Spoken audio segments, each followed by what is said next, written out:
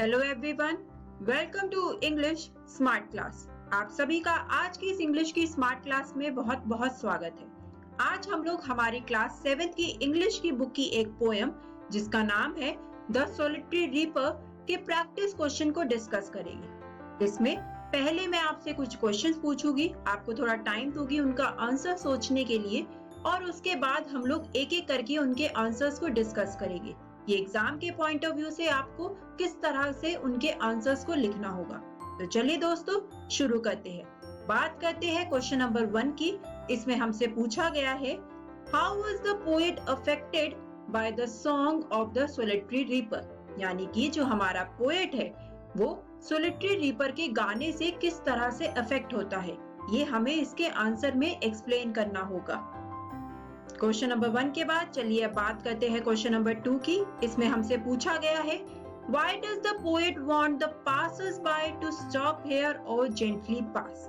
हमारी पोयम में पोएट जो आसपास से जाने वाले लोग होते हैं उन्हें क्यों कहता है स्टॉप हेयर और जेंटली पास। ये जो लाइन है पोयम की, इसको हमें एक्सप्लेन करना होगा कि पोएट ये क्यों कहता है। सोचने की कोशिश करिए कि इसके आंसर को आप किस तरीके से लिखेंगे। क्वेश्चन नंबर 2 के बाद चलिए बात करते हैं क्वेश्चन नंबर 3 के बारे में। इसमें हमसे पूछा है, how does the poem reflect Wordsworth views on nature. हमारी इस पोएम में हमारे पोएट के जो नेचर के ऊपर व्यूज है उसको किस तरीके से दिखाया गया है, ये हमें इसके आंसर में बताना होगा। चलिए दोस्तों, क्वेश्चन नंबर 3 के बाद अब देखते हैं हमारा क्वेश्चन नंबर 4। क्वेश्चन नंबर 4 हमसे पूछ रहा है, solitary reaper is a poem that depicts a simple peasant girl gifted with an extraordinary voice. What qualities make the girl unforgettable. ये जो हमारी पोएम है सोलिटरी रीपर, इसमें एक सिंपल पेजेंट गर्ल है जिसको एक्स्ट्राऑर्डिनरी वॉइस दी गई है। इसमें हमें बताना होगा इसके आंसर में कि ऐसी क्या क्वालिटीज है उस लड़की की, उस गर्ल की, जो उसे अनफॉरगेटेबल बनाती है। ये पूरा हमें इसके आंसर में एक्सप्लेन करना होगा। क्वेश्चन नंबर 4 के बाद चलिए अब बात करते हैं क्वेश्चन नंबर 5 के बारे में।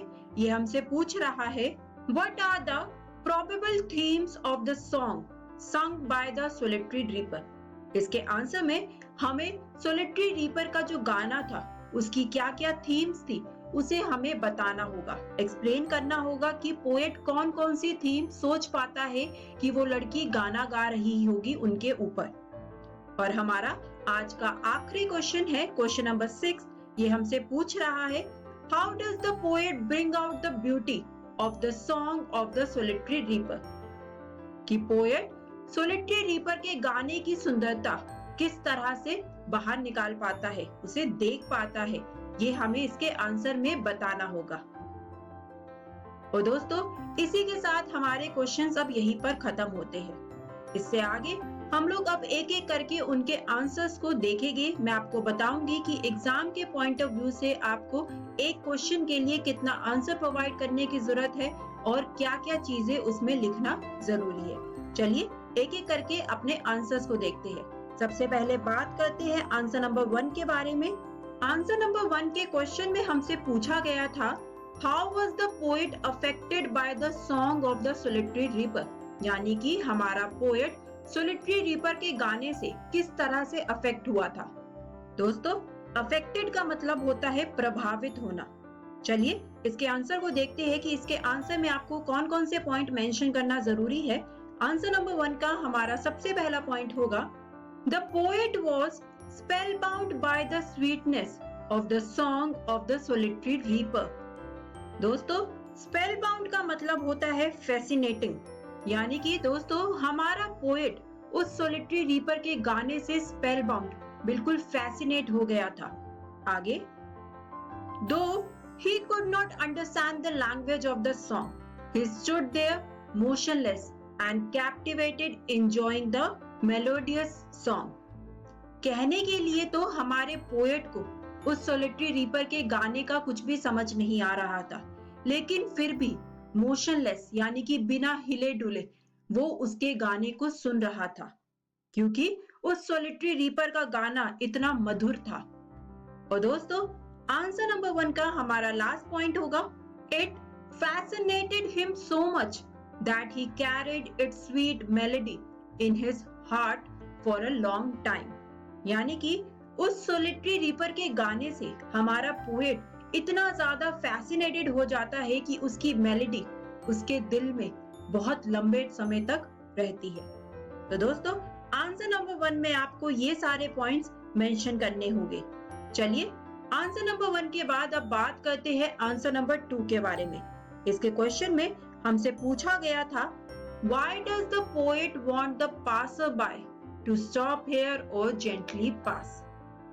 चलिए देखते हैं इसके आंसर में हमें कौन कौन से पॉइंट्स लिखने होंगे।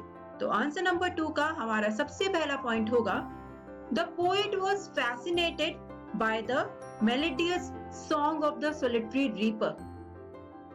The musk of her song and the melodious voice made him spellbound. The girl was busy in her work, so the poet wishes the passerby to stop here or gently pass, so as to not disturb her. यानी कि जो हमारा poet था वो उस solitary reaper के गाने से इतना ज्यादा फैसिनेटेड हो जाता है, स्पेल बाउंड हो जाता है।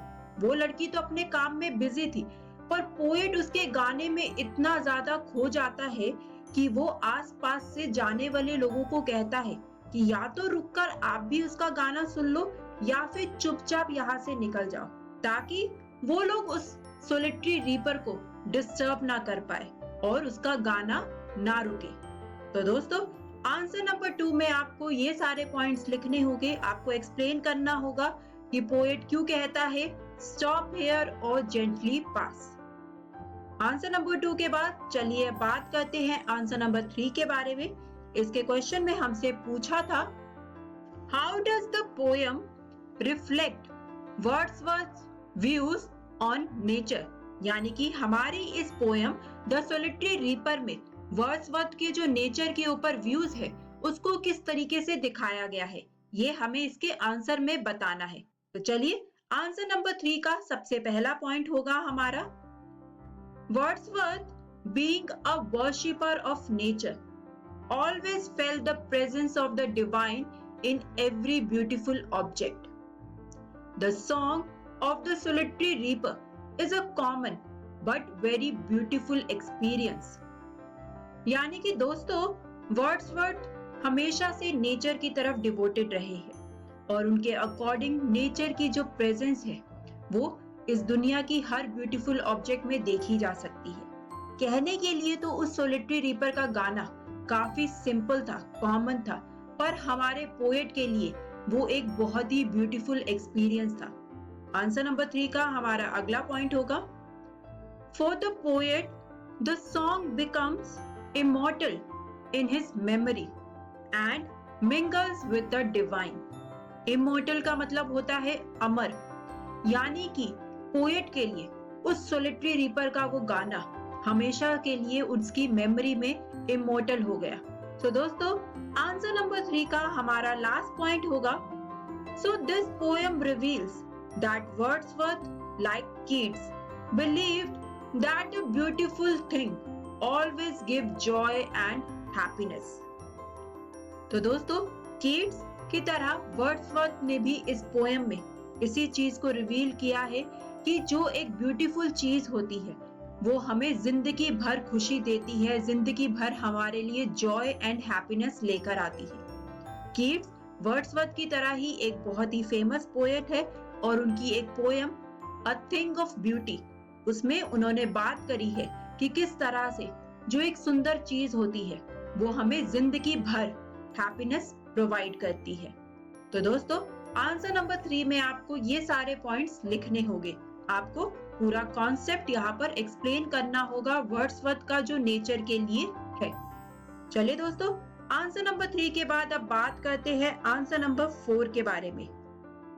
इसके क्वेश्चन में हमसे पूछा गया था, solitary reaper is a poem that depicts a simple peasant girl gifted with an extraordinary voice.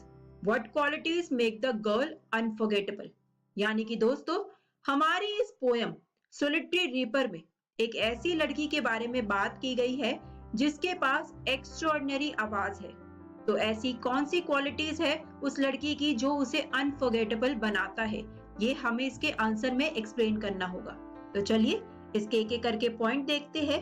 Answer number 4 का हमारा सबसे पहला पॉइंट होगा the melodious voice of the solitary reaper is unforgettable. दोस्तों मेलोडियस का मतलब होता है मधुर, यानी कि उस सोलिटरी रीपर की जो मधुर आवाज थी वो ना भूलने वाली आवाज थी। अगला point, it has tender melancholic strains, the sweetest human voice ever heard, that haunted the poet for all time। यानी कि हमारी सोलिटरी रीपर की उस आवाज में एक उदासी थी। पोएट के अकॉर्डिंग सोलिटरी रीपर की आवाज सारे ह्यूमंस की आवाजों में से सबसे मीठी आवाज थी। ऐसी आवाज थी जो पोएट ने आज तक नहीं सुनी थी। आंसर नंबर 4 का हमारा अगला पॉइंट होगा He could not understand the dialect nor the theme of her song। यानी कि पोएट उस सोलिटरी रीपर की ना तो बोली जानता था ना ही ये जानता था कि वो सॉन्ग किस बारे में है। Her musical notes ran like water and surpassed the beauty of the songs of the nightingale and the cuckoo।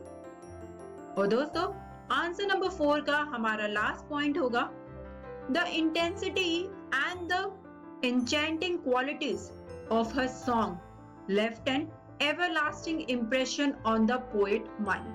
साथ ही साथ पोएट कहता है कि उस सोलिटरी रीपर के जो म्यूजिकल नोट्स थे वो ऐसे लगता था जैसे कि पानी बह रहा है। पोएट ने उसके गानों को नाइटिंगेल से, कुकू बर्ड से भी कंपेयर किया है।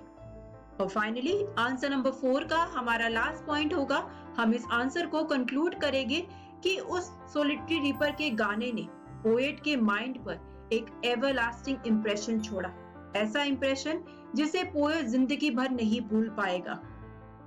और दोस्तों आंसर नंबर 4 में आपको ये सारे पॉइंट्स लिखने होंगे। आंसर नंबर 4 के बाद चलिए अब बात करते हैं आंसर नंबर 5 के बारे में। इसके क्वेश्चन में हमसे पूछा गया था What are the themes of the song sung by the solitary reaper? यानी कि सोलिटरी रीपर के गाने की थीम क्या थी, वो हमें इसके आंसर में बताना होगा। तो चलिए इसके पॉइंट्स को देखते हैं। The probable themes of the song sung by the solitary reaper, which the poet presumes are a tale of some far-off happening, or of a natural sorrow, or of a loss, or of a parting from some dear ones। ये कुछ theme थी जिसके बारे में poet सोच पाया था कि इस बारे में सोलिटरी रीपर का गाना हो सकता है।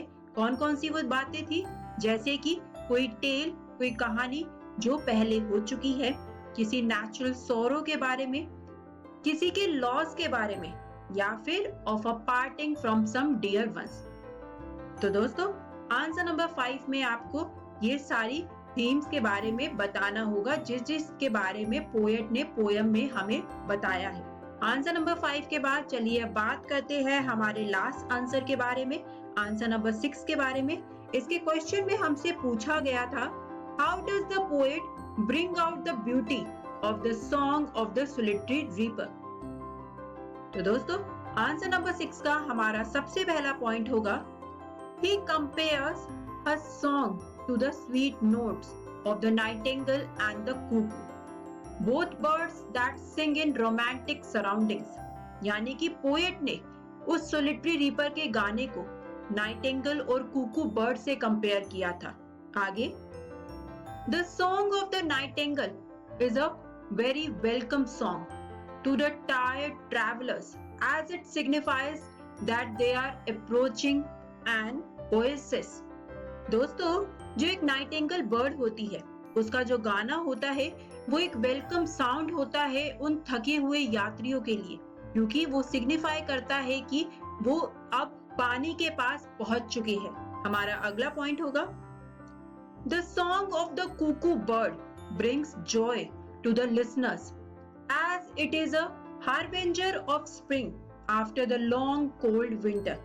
वही अगर हम कुकू बर्ड के गाने के बारे में बात करें तो वो हमारे लिए जॉय लेकर आता है। जो भी उस गाने को सुनता है उसके लिए वो एक जॉय होता है, क्योंकि वो हमें ये संदेश देता है कि अब कोल्ड विंटर्स के बाद स्प्रिंग का टाइम आ चुका है।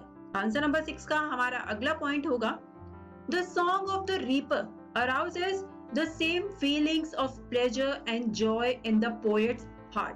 यानी कि जिस तरह से वो नाइटिंगेल बर्ड का गाना, कुकू बर्ड का गाना ट्रैवलर्स के लिए, लोगों के लिए जॉय लेकर आता है, उसी तरीके से इस सोलिटरी रीपर का गाना पोएट के दिल में प्लेजर और जॉय की फीलिंग देता है। और दोस्तों, आंसर नंबर 6 का हमारा लास्ट पॉइंट होगा, it also lends a feeling of romance to the poem। और साथ के साथ सोलिटरी रीपर का वो गाना हमारी इस पोएम में रोमांस की फीलिंग को भी लेकर आता है। और दोस्तों, इसी के साथ हमारे आंसर्स अब यहीं पर खत्म होते हैं। बात करते हैं कि आज इस वीडियो में हम लोगों ने क्या सीखा। आज इस वीडियो में हम लोगों ने हमारी पोएम द सोलिटरी रीपर के प्रैक्टिस क्वेश्चंस को डिस्कस किया। दोस्तों, आज हमने जितने भी क्वेश्चन आंसर्स पढ़े हैं, ये एग्जाम के पॉइंट ऑफ व्यू से काफी ज्यादा इम्पोर्टेंट है। ये पोएम है हमारी बुक डालिया से। घर जाकर इस पोएम को दोबारा पढ़ना ना भूलिएगा। अब मैं आपसे मिलूंगी नेक्स्ट स्मार्ट क्लास में। Thank you.